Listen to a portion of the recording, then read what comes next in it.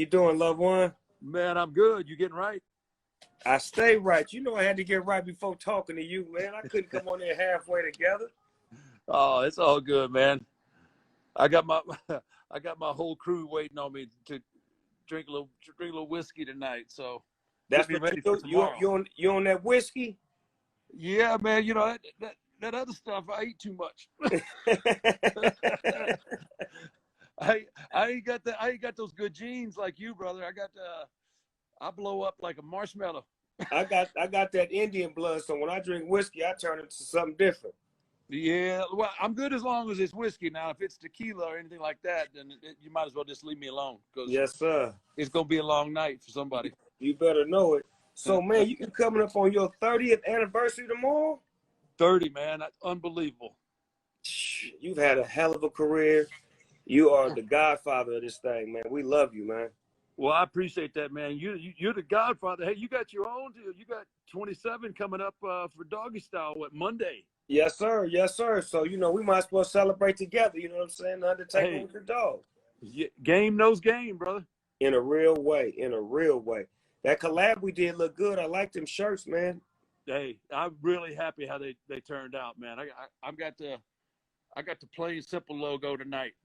I got to rock us both. I got to represent the both of us right there. There you go. Yeah, that looks good, man. That purple looks that's popping, man.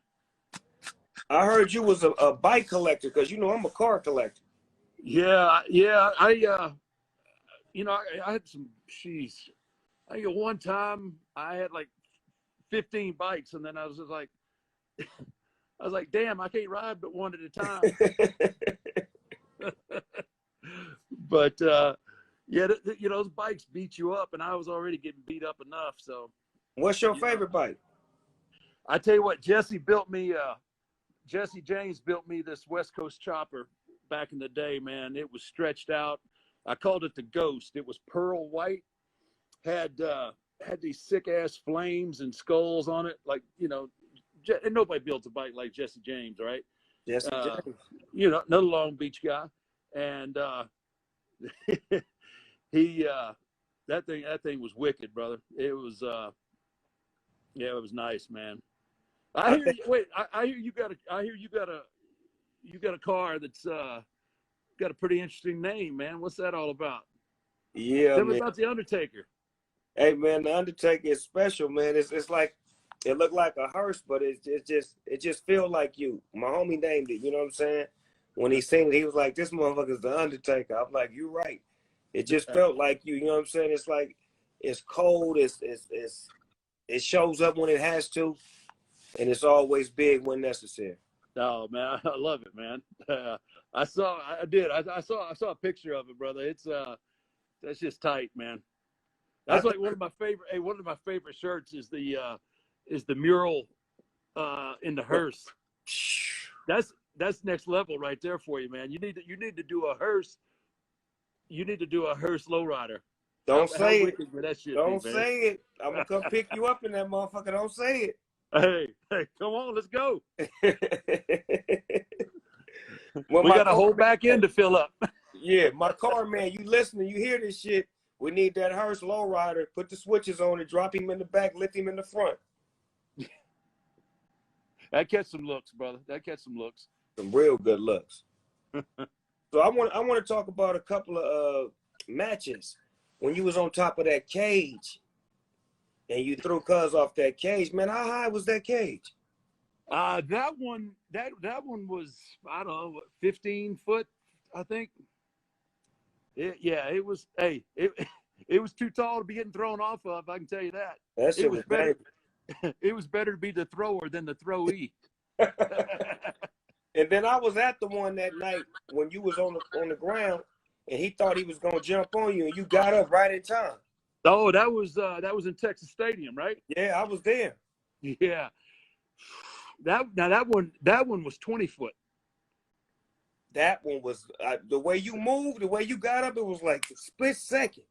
Dude, when you see somebody coming from 20 foot up, you're gonna move. Even my big ass will move. I was like, I'm not gonna be here when he lands. I got to go. Man, Looking back at all of the WrestleManias, which one like sticks out to you? Because I know it's certain records that I made and certain things that are monumental. Which one sticks out to you the most? It has to be. I mean, if you're gonna narrow it down to one, it's got to be WrestleMania 25 with Shawn Michaels, man. You know that I'm sure you experience the same thing when when you're putting music together, whatever you're into. You just know when it's when it's clicking, right? Right. And that night, I tell you what, I mean, everything was just perfect, and you had that incredible energy coming out of the crowd, and Sean was at the top of his game, and I mean, we were zoned, man. We were in the zone. That's the best example I can ever give anybody of somebody being in the zone. Was that night in Houston, WrestleMania 25, man. It was that was the shit. We get that, athletes, entertainers, we all get that zone. When we get in that zone, it's like, it's hard to explain, but we all get it, and we know when we in it. Yeah, and it it's kind of like chasing that dragon too, because once you hit it once, you want it again. You want it again, right? And right. You don't always get it, but you always strive to get it, and that's what I think kind of keeps us.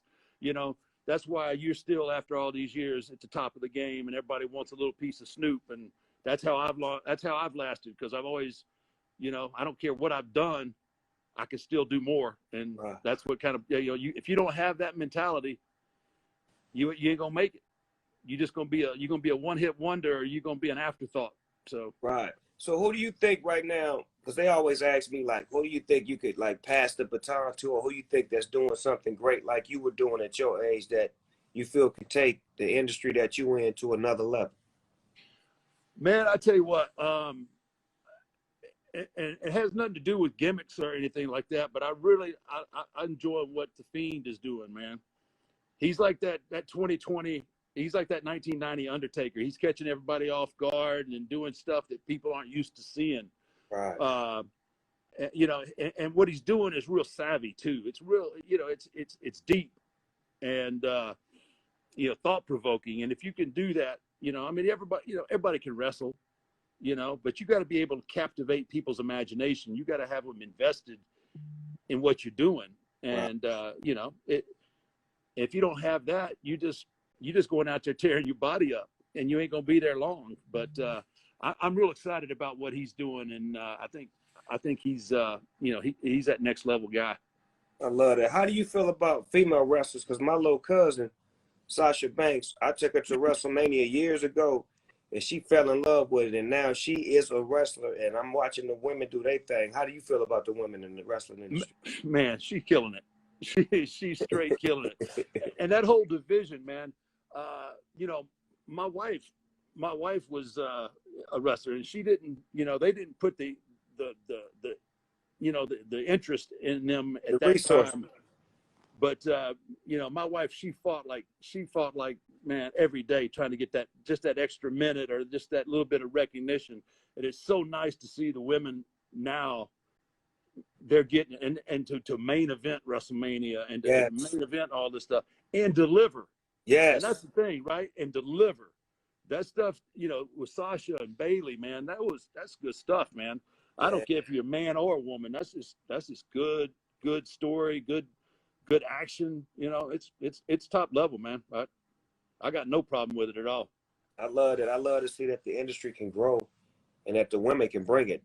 Don't just give an opportunity, but when they get the opportunity, they make the most of it. And they have, for sure, man. Right. So what's your record in WrestleMania? Let's see. I went 21, 22, 23 and 2. 23 and 2. I went 21 and 0, and then Brock got me. And then I squeezed out another victory, and then Roman went ahead and kind of put it on me a little bit too. So damn, that 20 and 0 was special. That 21 and 0? Yeah, it was it kind of took on a life of its own, right? I mean, there was like, okay, here's the main event, but who's going after the streak? Right. Who want that? Yeah, I mean, if you don't get the main event, like if you don't win the Rumble, I mean, that was the next thing guys want. Like, I want Undertaker. I want to try and get the streak, and it was just it put me in a great position, you know, so I didn't have to always take up both those spots, because it was an entity all to itself. So yeah, it was cool, man. It was, you know, everybody loses sometimes, man. Right. You know, That's part of it life. is what it is, man. Hey, it ain't a loss, it's a lesson. Everybody takes an L. It's just a lesson. We learn how to Yeah, do it better now. absolutely, absolutely. You always got to keep learning and keep growing, and it made me adapt to what I was doing, and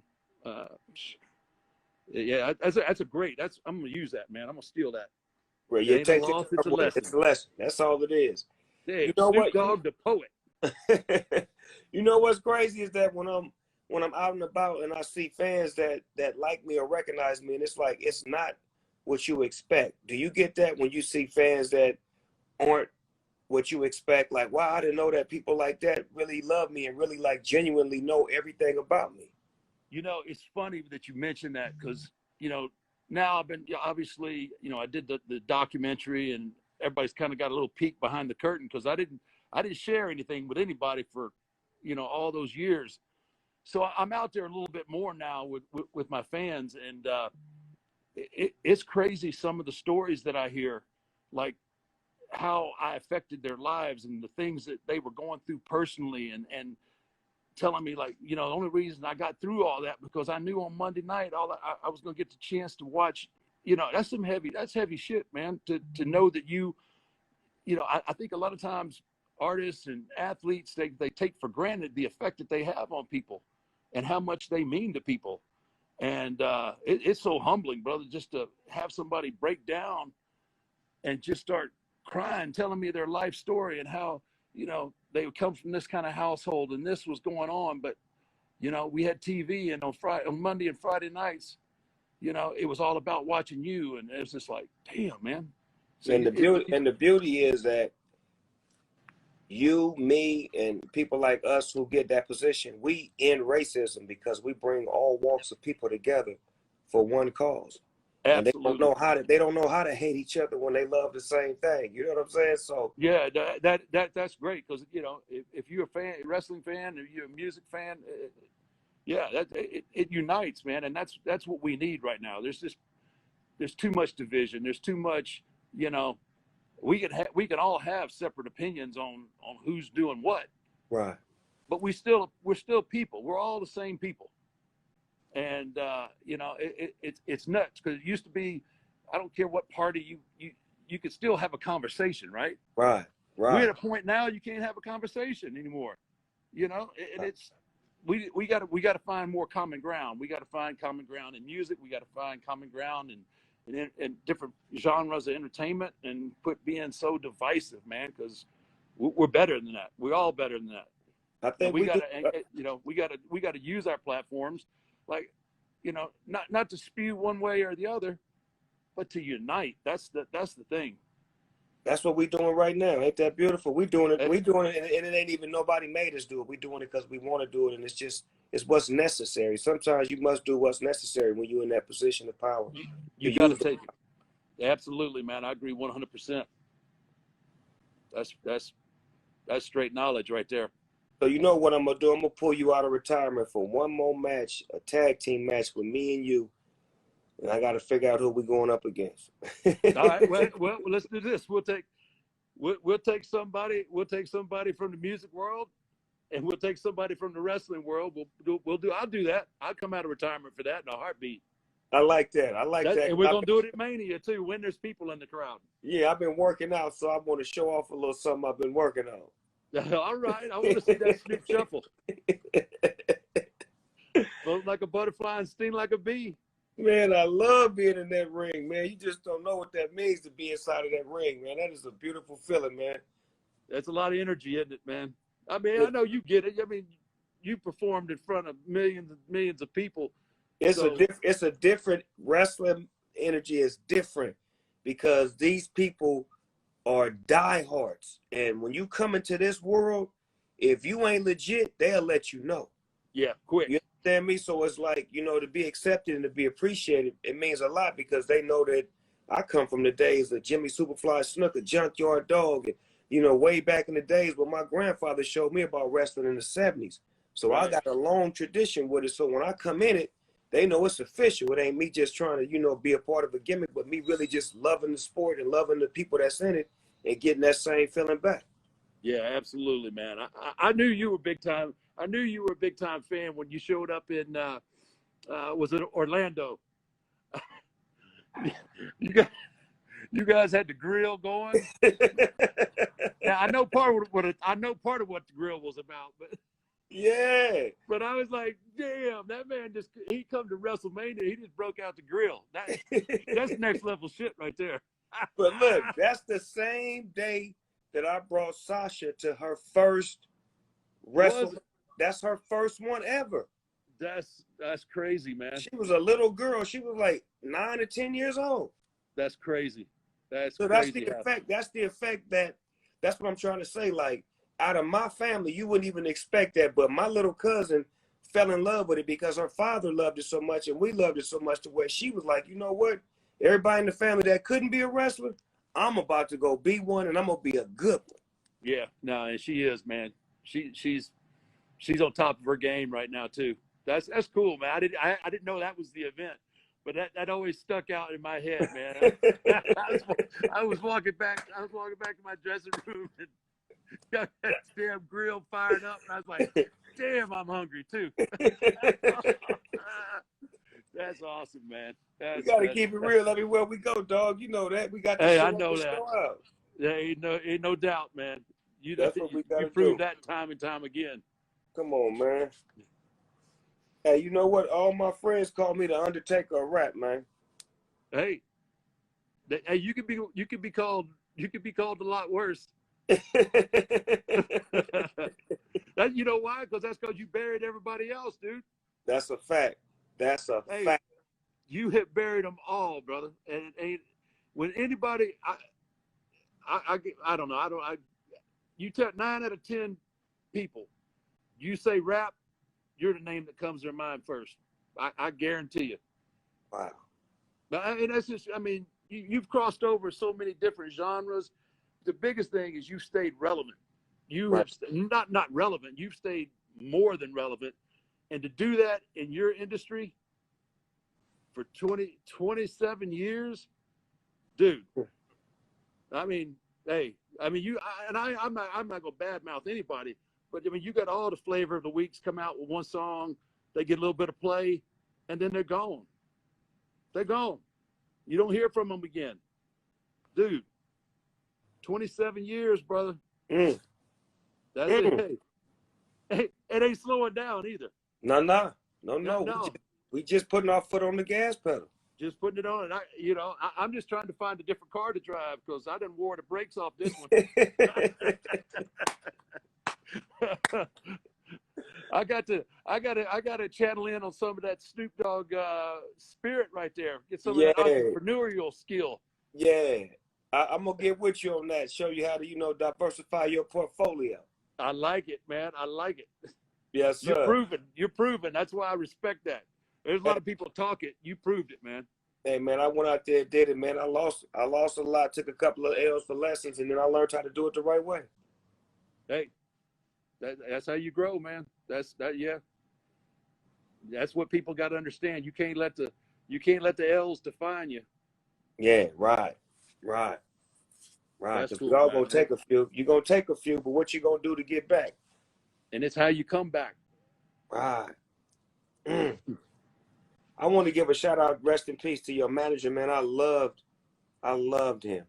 Yeah, he was awesome, man. He was so perfect for, he was so instrumental early on in the development of the Undertaker. Because I took a big roll of the dice, and because I looked at everybody else and what they were doing. Everybody else was cutting that normal. Well, let me tell you something, brother. That over the top, loud, shouting shit. Right? That's what everybody was doing. Actually, I know you identify with it because your sound, you were the one that laid back, chill, right? Yeah. You weren't angry. You were chill, and that resonated with people, right? And it still does to this day. And my approach was like, I'm gonna talk low, I'm gonna talk slow, and when you do that, what do people do? They pay They attention. lean forward. They want to. They pay attention, right? What's he saying? Right. Right. And then I had Paul Bear there, Mm. who was the complete He was opposite. fucking off the hook. He was off Right. the fucking chain. So it was such a cool mix of his high pitched, squealy voice, and then he gets you all worked up, and then you bring in the closer. Like, yeah, I'm gonna take your ass and I'm gonna bury you 6 feet under, and worms are gonna eat your rotten soul. And people never like, did he just say that shit? No, he what? And that was just that's. But Paul, man, back to your point, man. Paul's awesome, man. I owe him so much, just from the development early on. It hurt me. It hurt me when we split up. That wasn't my idea. I thought we had a few years left before, something like that was going to happen. And he's just a good dude too, man. He was just a good dude. Loved to play a practical joke on a brother, man. He was so funny. But y'all had more great times than bad times. That's the key. Way more. Yeah, all my memories of Paul are fond, man. And you got somebody like that in your life. He was instrumental to the creation of what you created. Yeah. Oh, absolutely, 100%. And it's funny. A lot of people don't know he was a legit mortician. What? Oh, you didn't know that?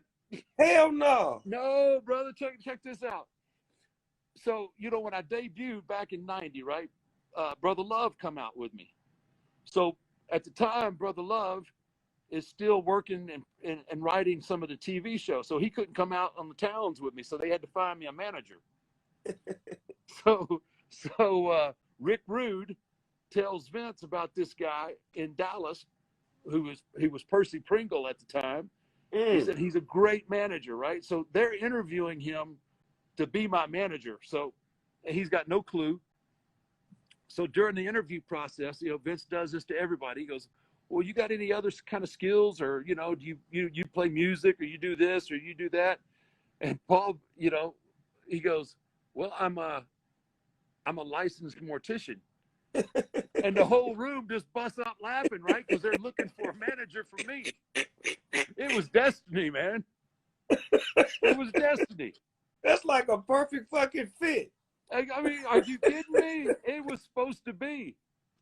So, yeah, man. So he had that bright blonde wrestling manager hair. They made it pitch black, and next thing you know, man, he's Paul Bear, and the rest is history. That shit was magic. That's called a zone. Yeah, like we were talking about earlier. When you find that zone, even before it came to public attention, y'all knew that motherfucker was a zone. Yeah. We knew right away. You know what I'm saying? Yeah, we knew right away. We had something special, and just so fortunate, man. So happy that we got to do that together. That's a great partnership that created a lot of other partnerships. See, like you said earlier, you don't realize how much you influenced others by y'all doing what y'all did. Y'all made others think yin yang instead of having the manager, wrestlers sound the same. Now we got you this way, I'm that way, because it changed after that. Oh yeah. It was so. We were so tightly intertwined together. I don't even think people really thought of him as my manager. I mean, they thought it was like, I don't know. It was like Batman and Robin. They were like together. They were. Yeah. They're inseparable. It's like we depended on seeing y'all together. If y'all weren't together, it didn't feel right. Yeah, absolutely. And then throw the urn in there. Woo! See, that's what. Yeah, there's some good shit in that urn. Man, I bet it is. You owe me one shot at that at least. Let me pop the top on that one time. Would you never come back?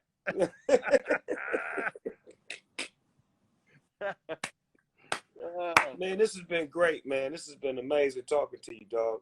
Dude, I could do this all night, man. And I'm super excited about these shirts, brother. Everybody is wearing me out.